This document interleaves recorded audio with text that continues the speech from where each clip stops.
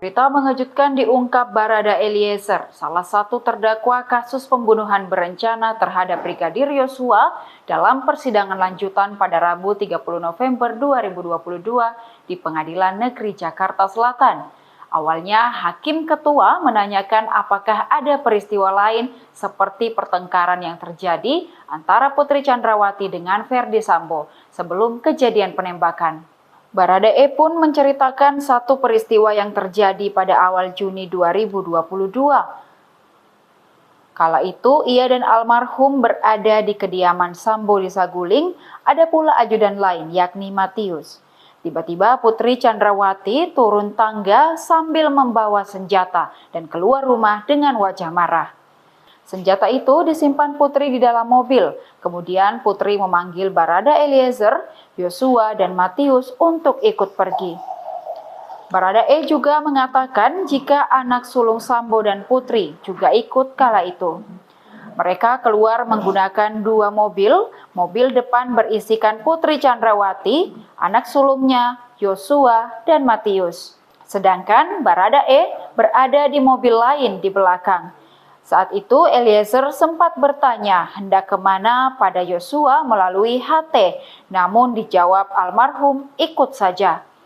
Eliezer juga mengatakan jika mereka berkeliling daerah Kemang, Jakarta saat itu. Tidak lama kemudian mereka mengarah pulang ke rumah di Jalan Bangka, Jakarta Selatan.